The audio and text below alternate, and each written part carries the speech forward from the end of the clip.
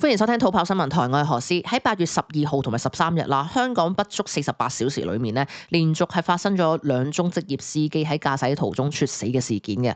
咁2名死者啦，分別就係一個71歲嘅旅遊巴司機啦，另外一名呢就係44歲嘅重型客貨車司機。咁呢兩單嘅悲劇啦，亦都係揭開咗咧香港職業司機高齡化啦、超長工時以及就一啲健康監管制度形同虛設嘅冰山一角。咁首先我哋講下啦，每日揸車揸成12個鐘頭，食無定時又要強忍便意，其實香港嘅呢啲揾食車體制咧，亦都係正在系統性咁樣進行緊一啲制度殺人。跟住啦，就係2日內2個司機，其實大家都聽到啦，相差成30年咁多嘅職業司機啊嚇，竟然係以同一個方式喺一個駕駛座上面結束咗生命。最後就係講翻呢架旅遊巴啦，即係載住47個學生嘅旅遊巴喺隧道裏面啦，失控撞咗落埲牆度。咁啊，司機咧其實當時已經係毫無反應咁滯㗎啦。咁啊呢一刻，到底有幾咁驚險咧？咁啊，我哋逐單講啦，講咗8月12號下晝呢一單先啦。咁啊，下晝大約3點零鐘啦，咁就有一架載住47個小學生嘅旅遊巴，咁啊當時咧正行駛喺呢個城門隧道往荃灣方向嘅管道裏面。咁就當時咧即係駕駛呢一架旅遊巴嘅司機咧就係一個71歲姓林嘅男司機啊。據報咧，其實呢架旅遊巴咧其實係駛咗入隧道冇耐之後咧，呢個林姓司機咧突然間係喺駕駛座上邊失去咗知覺，陷入昏迷噶。咁就呢個車輛啦，隨之亦都係失控啦，撞咗埋去隧道裏面嘅一啲石壆。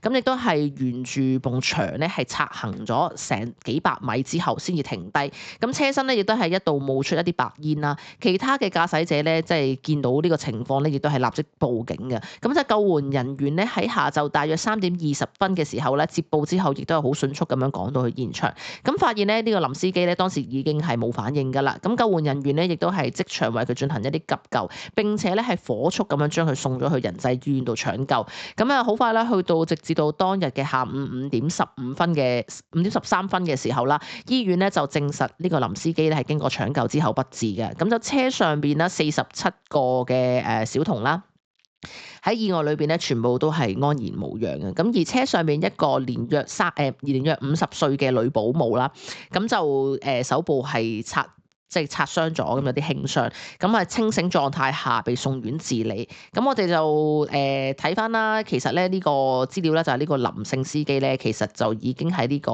涉事嘅旅遊巴公司咧，至少係為佢哋已經係服務咗7年以上㗎啦。咁啊另外亦都有啲資料聲稱咧，就係話其實佢係由2006年開始入職呢間公司，即係講緊就喺其實疫情前啦就已經就加入㗎啦。總之就咁就。平時亦都係冇一啲吸煙啊或者飲酒嘅習慣添嘅。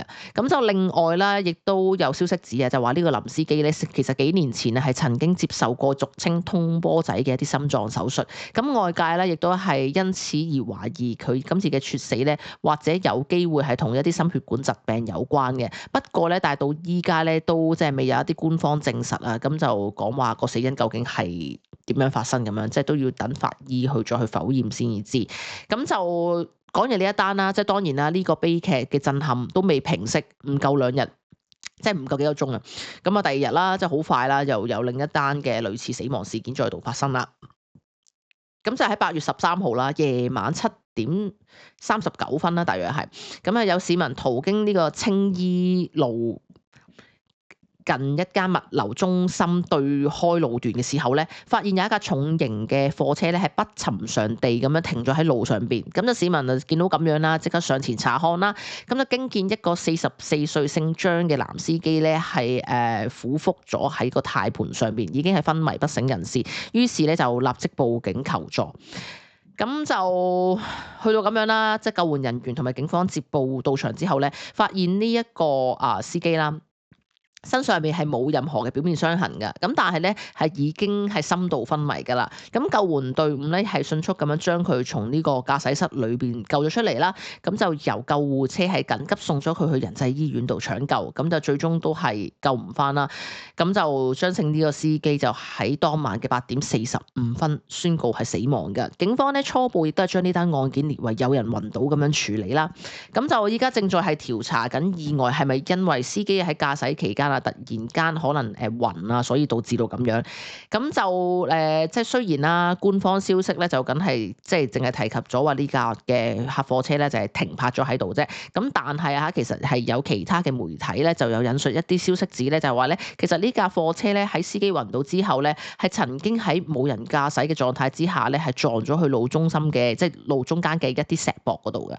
咁亦都係沿住石壆嘢係有衝前咗幾十米先停低咁樣啦。另外亦都有啲媒體亦都有引述消息，就係話咧呢個張姓司機係懷疑啊有一個心臟病記錄添嘅。咁但係咧啱啱講嘅以上細節咧，全部都係未有一啲官方證實嘅。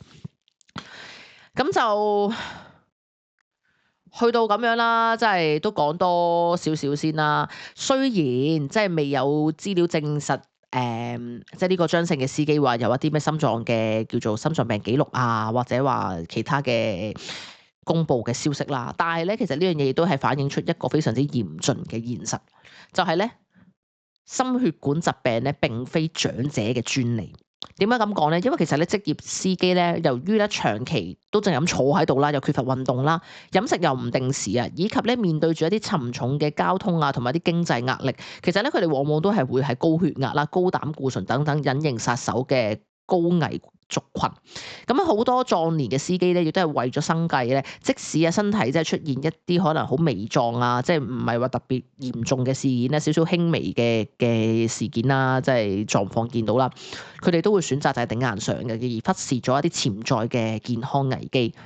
咁就今次呢一宗44歲司機嘅悲劇咧，亦都係打破咗年輕就等於健康嘅一啲迷思，凸顯咗咧其實全面監管各年齡層嘅職業司機健康嘅一啲迫切性。咁就係啦，呢兩宗嘅悲劇啦，其實咧依家亦都係將香港現行嘅一啲駕駛執照體驗制度咧漏洞啦，完全係暴露咗出嚟啦。其實咧現行嘅制度規定咧就係話咧，年滿70歲或以上嘅司機咧，先至需要交呢啲叫做體格檢驗證明書嘅啫。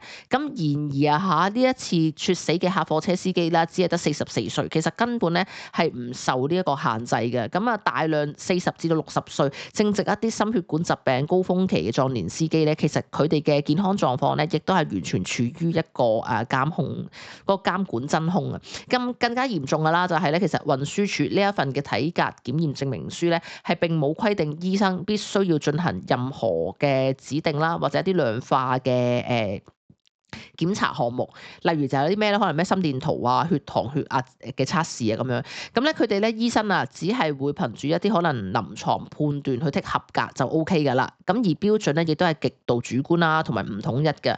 咁就申訴專員公署咧，其實咧一早啊已經係點名批評過呢個漏洞噶啦。咁就指呢一個制度咧係冇辦法有效咁樣篩查出具有潛在一啲叫做健康風險嘅職業司機。係啦，咁就總之現時就係有一個咁樣嘅問題啦。咁啊講埋先，除咗一啲叫做體檢制度，咁咧職業司機嘅一啲工作環境啊嚇，同樣亦都係致命因素。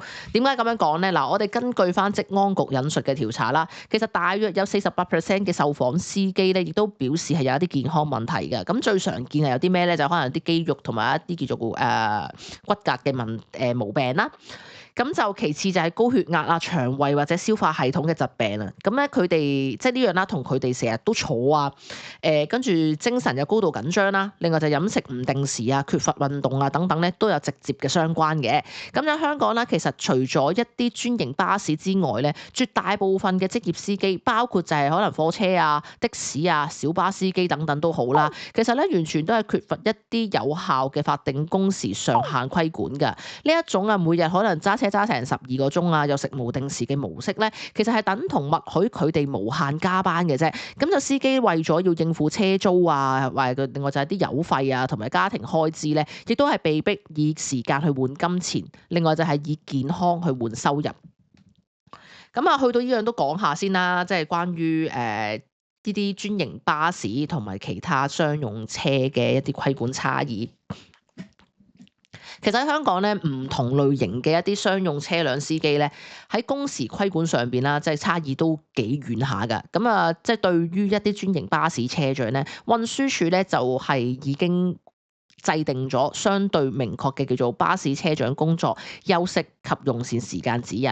例如咧就係話咧已經係規定咗每日最長駕駛時間係10個鐘嘅啫。咁就或者真係再加班啦，就係12個鐘，係啦。咁啊，亦都係並確保咧兩個更次之間咧係有一啲充足嘅休息㗎。咁然而嚇，對於啦佔據路面極大比例嘅可能貨車啊、的士啊、公共小巴司機咧，其實政府咧係完全冇啊，完全冇設立任何嘅一啲法定工時上限啦，同埋強制休息時間㗎。即係呢一種咁樣好似叫做一國兩制嘅規管模式啦，亦都係導致大量非經營巴士司機咧，為咗要賺多啲錢啊，即係揾收入咧，而長時間疲累咁樣去駕駛，成為咗引發交通意外啦，同埋一啲自身猝死嘅重大隱患。咁就去到呢樣啦，政府啦亦都曾經披露過啊嚇。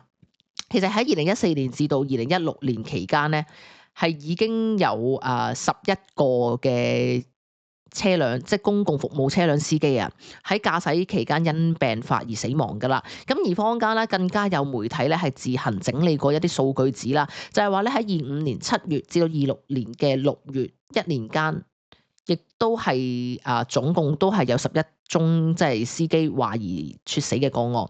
咁啊，其中有10個咧係職業司機嚟㗎。咁高齡化問題咧，亦都係達至一個臨界點㗎啦。缺乏一啲完全嘅即係完善嘅一啲退休保障啦，令到好多嘅高齡司機咧，即使係健康已經響起警號都好啦，仍然咧因為要一啲嘅生計問題啊，需要喺呢個軚盤前邊為口奔馳。咁就係啦，即係高齡司機呢樣嘢咧，我覺得大家成日都講咗好耐㗎啦，即係都即係當然有人就覺得冇問題，有人就覺得有問題啦咁樣。咁我哋都講多少少先啦，轉頭先再繼續評論呢樣嘢啦。首先要講啦，就係呢個關於啱我哋提過嘅呢個體檢制度啦。即係形同虛設啦，70歲先需要驗身咧，其實根本就好似一個叫做追悼會前嘅一啲安慰劑啊嚇。咁就點解咁講咧？即係香港嘅呢個體檢制度啦，其實係極度滯後啦。即係以一個70歲嚟分水嶺啦，完全係忽略咗40至60歲嘅一啲壯年司機心血管疾病爆發期啦。咁就而且佢哋嗰份嘅叫做表格啦，亦都係毫無量化標準啦。即係醫生又唔使做心電圖，唔使驗血，單憑感覺就剔合格㗎啦。咁啊根本唔係一個叫做把關，而係將公眾嘅安全當作賭博。就等司機自己自求多福嘅啫。咁啊，去到咁樣啦，即係當然有啲人就個反應就唔一樣嘅。咁啊，其他意見啦，就會覺得咧，如果即係全面收緊咗一啲體檢要求啦，強制可能又要驗心電圖啊，又驗血的話咧，係會大幅咁樣加重咗司機佢哋本身嘅一啲經濟負擔。而且啦，即係一旦嚴格執行的話咧，大批年齡大少少啊，或者真係有少少三高嘅一啲司機咧，都會搞到被逼停工啊，導致到咧原本人手已經唔夠嘅運輸業咧會全面癱瘓。咁另外就係咧運輸成本亦都會上升啦，最終咧只係會點樣咧？又係轉嫁翻俾全港嘅市民去承擔嘅啫。咁啊，但係啦，即係當然啦，嗱，人命亦都絕對唔能夠用成本嚟計算噶嘛。如果因為只係怕人手不足啊，而容許一啲潛在嘅公路炸彈繼續駕駛，一旦發生涉及大量傷亡嘅嚴重車禍的話咧，社會就會付出嘅代價就係講緊就係可能會去到天文數字噶啦。咁政府啊應該要介入，例如就係話提供一啲針對性嘅醫療資助啦，而唔係話等呢一啲叫做殘缺嘅制度繼續自欺欺人。嗱，去到呢樣咧，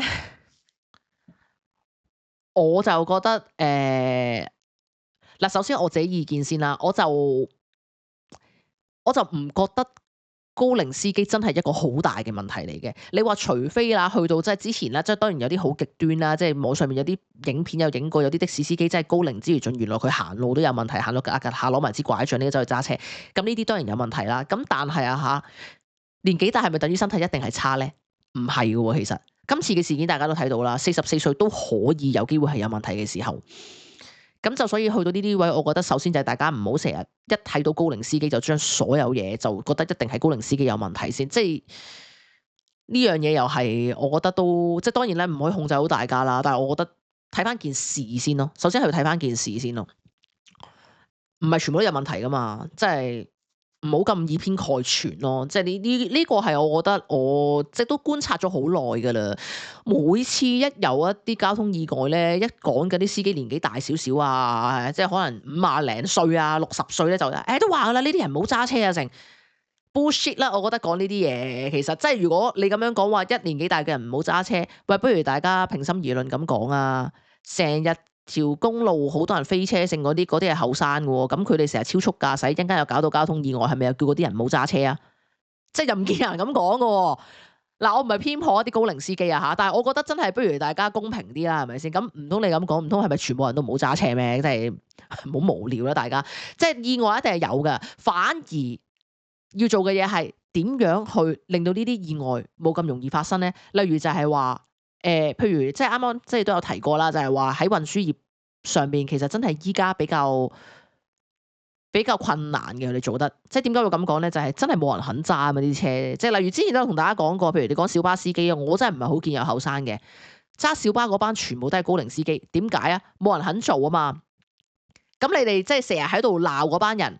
如果真係呢班司機全部唔做，我想問嗰啲小巴邊個揸咧？跟住又揾啲外勞落嚟㗎啦，揾啲外勞落嚟冇問題啊。個問題係佢哋唔熟呢邊嗰啲交通規則㗎，即係嗰啲小巴咧周圍停車㗎，講緊係綠頂都周圍停啊，即係周圍停啊，唔係跟站㗎。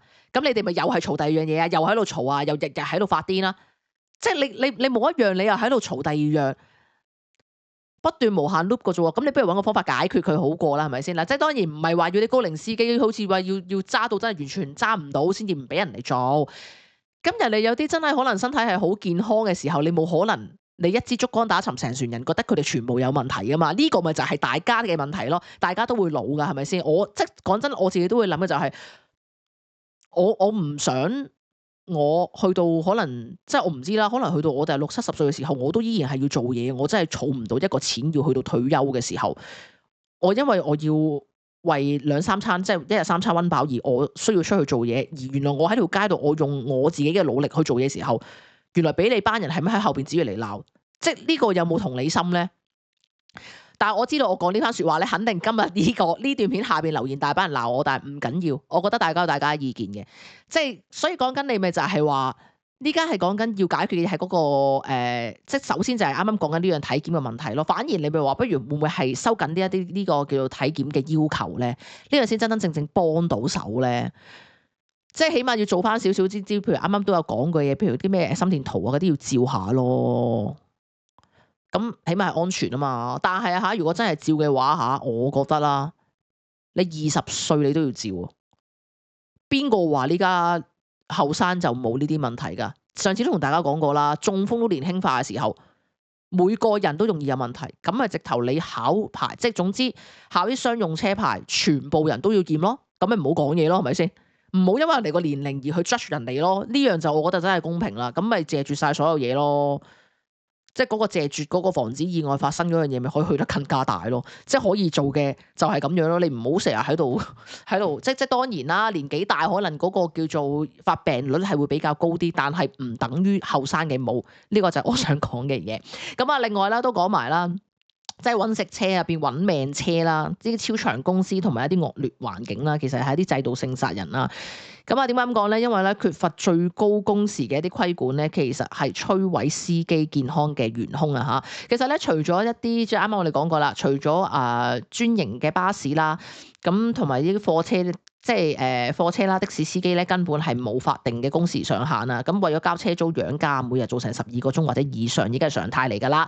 咁啊，成日有坐啊、忍屎忍尿啊、食無定時啊，導致到半數司機咧，其實亦都搞到有一啲各樣嘅職業病嚇。呢一種嘅多勞多得制度咧，實際上咧其實亦都係壓榨咗生命嘅一啲血汗工廠。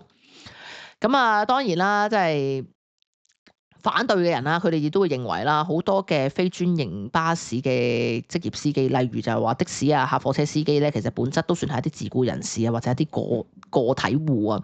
咁佢哋係自願選擇長時間工作去增加收入，咁其實係一個自由市場嘅運作模式。如果政府強行咁樣去規管佢哋嘅工時咧，反而啊係會剝奪咗佢哋多勞多得嘅一啲權利。咁另外就係干預咗一啲自由嘅經濟。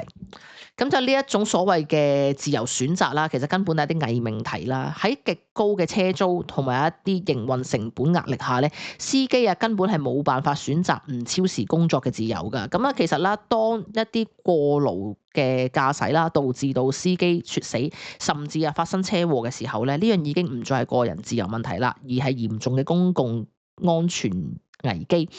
咁就政府啦係有絕對責任去介入一啲規管。講到呢樣嘢，大家又係啦，睇闊啲啦。成件事點解搞到人哋要揸咁耐車啊？錢啊嘛，即係可能啊，我自己身邊有啲朋友都係咁樣㗎，即係佢哋咧，我有班朋友咧，佢哋好抗拒一啲高齡司機啊咁樣成嘅，咁佢哋嘅説法就係咩咧？即係依家講翻高齡司機先，陣間先要講翻啲年輕啲嘅司機，佢哋就會覺得，即係我就有時可能講話，咁人哋即係可能真係有啲太窮啊，冇錢都唔想，即係我話講真，有邊個想做到成60-70歲都仲繼續做啫？邊個唔想退休啫？咁樣，跟住咧佢哋就會咧即刻咁冇人叫佢哋以前揾到錢唔儲低㗎，冇人叫佢哋嗰陣時有錢攞晒上大陸揈㗎，冇人叫佢包二奶㗎，自己攞嚟嘅喎。嗱，呢啲就係我喺有啲朋友口中成日聽到嘅。咁跟住咧，我就永遠都唔會同佢哋辯駁㗎啦。咁我覺得算啦，永遠不能叫醒一個裝醒的人啊，唔係永遠不能叫醒一個裝睡的人。即係你要咁樣諗，咁冇計。即係當然啦，可能有一批人真係會咁樣啦。咁但係有冇諗過，其實有一班即係都係嗰樣嘢啦，又係以偏概全嘅。你有冇諗過有一班人哋可能真係有一啲唔知咩嘅特別事咧，你唔俾人哋後生元老，喂，患個重病啲錢攞晒去醫㗎，或者屋企有啲咩事啊，或者點樣成唔俾呢啲嘢㗎，冇呢啲嘢發生嘅咩？唔係冇㗎嘛。點解講到咁遠咧？即係講到尾就係人哋有人哋嘅原因要去揸車啦。咁揸車點解要揸咁長嘅工時啊？咪就係啲車租問題咯。即係你咪又係講緊咪又係，即係其實大家我相信啦，如果我哋大家都係一啲叫做草根基層嘅市民都知㗎啦。Even 呢樣嘢已經拉到好遠啦，點解物價會越嚟越貴啊？點解咩？即係依家 Even 你講緊嗰啲鋪頭性啊咩？點解冇人租啊？點樣性啊？你講到尾咪就係上邊有錢嗰班係咁壓榨我哋啫嘛。其實佢哋呢家租車都係一樣㗎。我相信如果呢家聽緊呢條片，有啲司機應該好認同咯。Even 你的士又好，小巴又好，客貨車都好啦，要俾租啊嘛。你有時俾埋租，根本可能你都唔係賺得多。揾可能屋企咁樣，有啲後生啲40零歲後生啦，咪先30零40歲，有啲可能喂我依家選擇揸車，又要養仔女，唔使食啊，係咪先？前幾日我哋都講完啦，咪中一買書簿費都成7000蚊嘅時候。你冇得講嘅喎，所以我點解會講話，即係嗰啲人成日話咩？嗰啲人揸車點樣性啊？喺度話人哋，即係你講呢啲説話，你係涼薄啊！我係覺得你自己摁腳，你唔係做呢一行，你梗係唔明白人哋苦況啦。你講你梗係口響響啦，你試下你係人哋先啦，完全冇同理心㗎。我覺得講呢嘢啲人，所以咧點解我話我嗰啲朋友講嗰啲嘢咧，我唔想同佢哋拗啊！即係第一就係大家嗰個理念。諗嘅嘢已經唔同，我唔想同你拗。另外就係我會疏離呢啲人咯，疏遠佢哋啊。即係因為大家睇嘅嘢係完全唔同啊。即係我當然我亦都唔係話我係一個好大愛嘅人啦。咁有時有啲嘢係唔啱就會話嘅。即係 even 譬如我啱啱講話，我都唔係完全撐高齡司機嘅。我都講話我都見過，喂有啲片就見到話你冇搞錯啊，大佬你揸埋拐杖成你都仲咁樣就去揸車。有嘅喎，話呢啲好多人都會話啦，呢個你真係罔顧安全啊嘛。咁另外有啲就係見到啲司機為你揸車揸到瞌眼瞓咁樣，呢啲當然我都會話啦。呢啲真係有問題嘅時候，咁但係唔好將一啲都未有問題嘅事就全部走嚟鬧咯。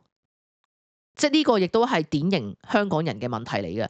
只要有少少嘢同自己個理念唔一樣，就會話。even 我哋早幾日啲片都係，我都見到好多網民走嚟話我。咁但係唔緊要啊，你哋咪講咯。但係我都會解釋翻俾大家聽，我嘅觀點係啲咩咯，會 support 翻我嘅觀點。咁但係好多人就係冇噶嘛，為鬧而鬧，即係呢個係香港人嘅弊病，亦都可以話係優點咯，感言咯，大家都咁好啦。另外都講埋啦，即係關於一啲運輸業界僱主同埋佢哋一啲營辦商啦，普遍其實對司機嘅健康啦，佢哋咧都係會採取一啲咧不問不理不負責嘅態度啦，三不啦。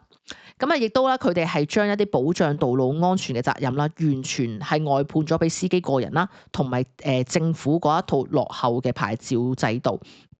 作為僱主啦，根本就冇履行到提供安全工作環境嘅一啲基本責任，完全係漠視咗司機嘅生死嘅。咁就呢個不嬲擺明都係㗎啦，即係大家都知㗎啦。尤其是嗰啲紅綠頂小巴嗰啲咧，更加知啲綠頂嗰啲啊，更加即係我可以用衰嚟形容添啊！一多啲人排隊咧，嗰啲司機好慘㗎，因為我成日搭小巴㗎嘛，啲同啲司機傾偈都好慘嘅。佢哋有時咧真係屙尿冇時間㗎，又要跟住嗰個時間，即係跟住佢哋嗰個叫所謂嘅時間啦。但係其實大家搭開小巴知㗎啦，根本唔準時嘅。跟住有時候又話遲咗性咧，搞到啲司機真係咧哇，即係急尿都冇得去啊！搞到佢哋有時咧都真係點解話慘咧？佢哋有時要攞個水樽擺喺個車度啊，即係可能咁啱嗰啲位咧冇人啊，邊啲咧停一停咁屙㗎咋。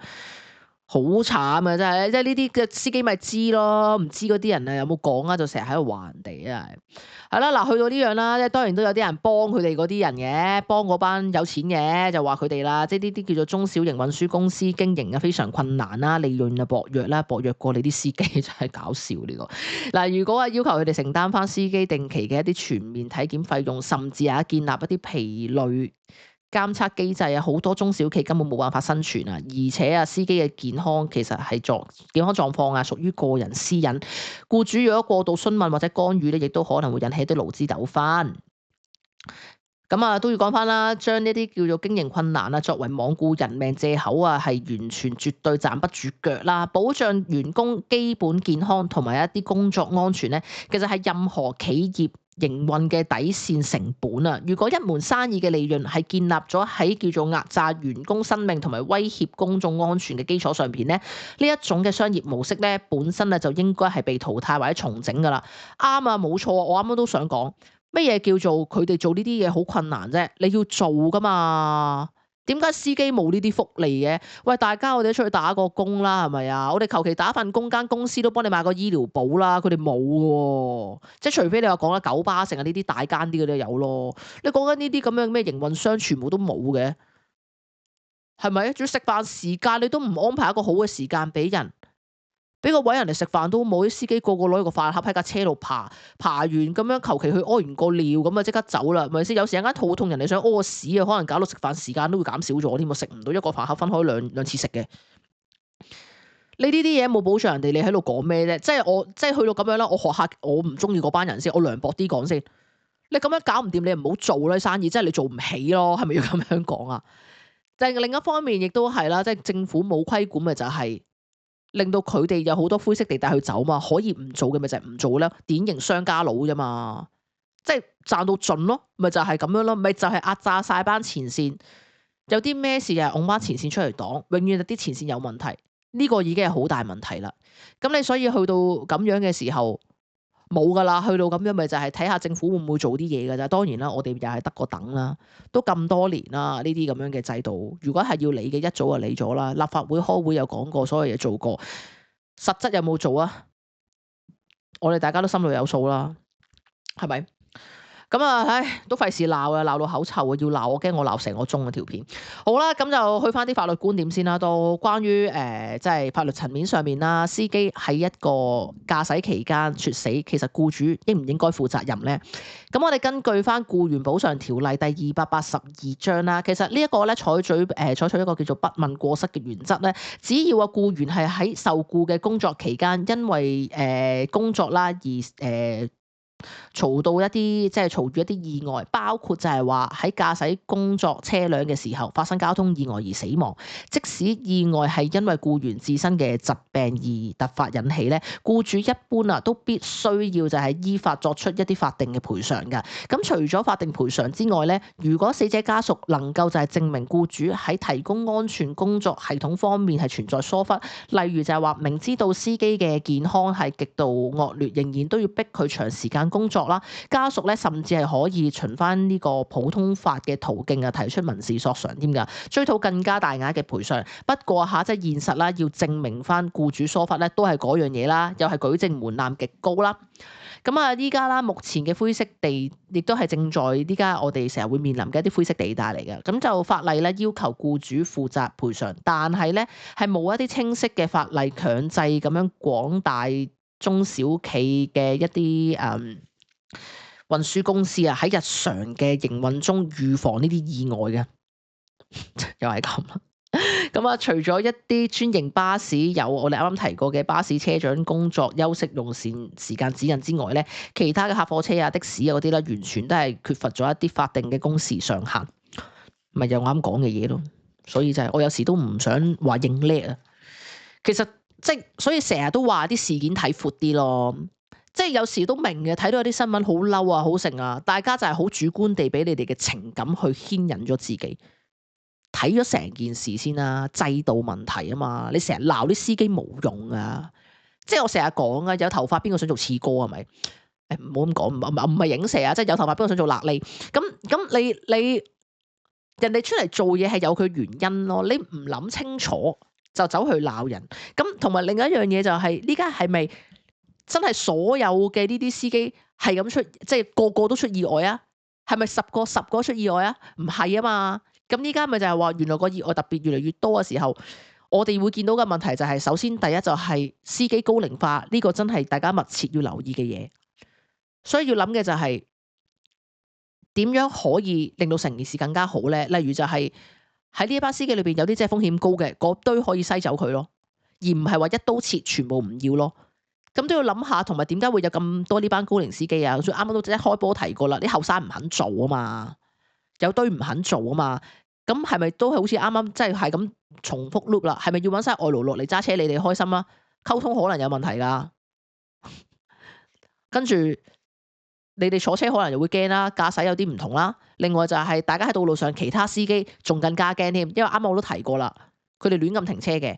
再加上啦，如果唔係譬如啱啱我哋講過呢啲專營巴士，其他嘅嗰啲咁樣叫做中小企嘅運輸公司。你估佢哋會有好好嘅培訓啊？唔會有噶。我驚到時如果冇晒啲高齡司機啊，嗰啲交通意外仲多啊！大家明啦，真係嗱咁啱啱都講到咧，關於一啲叫做健康嗰啲監管模式啦。其實咧，相對起香港嘅呢啲被動監管咧，我哋講下日本啦，不如其實咧，日本對職業司機嘅健康管理咧係顯得非常之嚴格同埋主動嘅喎。咁點解咁講咧？因為咧，日本咧法例咧係強制要求運輸業僱主啊，必須要安排司機進行入職及每年至少一次嘅一啲定格健康檢查。咁更具特色嘅咧就係佢嘅一個叫做乘務開始前的對面點制制度，對面點呼制度。司機每日開工之前咧，係必須要同一啲管理人員進行面對面嘅點名嘅，咁就確認翻當日嘅睡眠狀況啦、疲倦嘅疲勞嘅程度啦，同埋有冇可能食藥啊，甚至要進行一啲酒精呼氣測試添㗎。咁就評估合格之後咧，先至可以真係去做嘢揸車㗎。如果體檢發現司機嘅健康有異常咧，僱主係有絕對嘅法律責任去跟進嘅，必須要就係根據翻醫生採取建議採取嘅一啲相應措施啦。例如就話可能減少工時啦，調配去一啲非駕駛職務啦，甚至係暫停駕駛嘅。咁呢一種從源頭找起嘅一啲防禦機制咧，亦都係值得香港呢邊去深思嘅。係咯，咪參考下人哋咯，會唔會咁樣做啊？真係唔知會唔會啦。咁去到呢單嘢啦，都講咗咁耐啦，睇下網友們點睇啦。咁嗱，有網友就話啦，71歲仲要揸車兜住幾十個細路咧，就真係揾命噃。就話點解唔退休？另外有人講就話唔係唔想退，係冇錢退。的士小巴其實全部都係啲白頭翁啦咁樣。另外都有人講呢家44歲都有個司機咁樣猝死咧，其實根本就係工時太長啦，日日揸成10幾個鐘頭車，邊會頂得順啫咁樣。咁就另外都有人講啦，話運輸署嗰啲驗身表格其實自己填都得啦，即係醫生啊，求其吸個印就收錢，就話好快咁樣。咁啊，另外都有人講就話好彩啲小朋友冇事啦，即係保姆受輕傷，其實都算不幸中之大幸咁樣。最後咧都有人講啦，就係話學下日本啦，每日開車前量下血壓，報備下。咁就其實香港就淨係出事之後，永遠先至識得呼籲咁樣。其實係啊，去到呢件事咧，即係啱啱都講翻啦，即係睇到有個留言就話，即係小朋友冇事啊，保姆受傷啦。即係我覺得其實呢個姓林嗰個司機咧，佢真係用佢自己最後嗰一口氣去保護全車人。其實呢樣嘢都好，即係雖然咧呢家真係都係個悲劇係發生咗啦，亦都係即係釀成咗一個叫交通意外啦。但係我覺得即係最後我都想講下係，即係我其實。即係我一睇到呢個新聞咧，見到佢係由最後嗰刻，佢用佢啲最後嗰一口氣，想令到架車係以一個用佢最後嘅力量，令到佢最安全嘅車減到最低嘅傷亡咧，係呢件事，我覺得佢好，即係我唔識得用啲咩詞語形容。我係睇完成件事，我就覺得好係咪應該用偉大去形容咧？因為我都有諗過，如果佢唔係咁樣的話，可能即係大家諗下嗰件事會去到幾嚴重。同埋另一樣嘢就係，即係佢做咗咁多年啦，我就諗即係可能佢同啲學生都係有傾有講啊，成啦。小朋友嘅陰影會去到點咧？即係可能即係同呢個伯伯呢個叔叔咁樣，即係可能日日上車落車都會同佢講下嘢啊，或者點樣成咁樣，會傾偈啊，會講早晨啊。咁但係今次呢一趟就係一個最後嘅一個車程啦。之後就冇再見到呢個司機，即係小朋友又會點樣咧？呢個都係我覺得另外發生呢啲意外啦，即係社會上需要深究嘅嘢嚟。即係校方點樣？即係校方未必會解釋啦。咁車上面嘅保姆又點樣講咧？我諗呢家好似未有人諗到佢呢樣嘢度。但係就我睇完呢一個新聞，我第一樣已經係諗呢樣嘢，係咯。咁就翻返呢件事啦。最後啦，就係大家覺得應唔應該強制所有職業司機每年都要驗身呢？歡迎大家可以喺下邊度留言啦。今集到呢度，拜拜。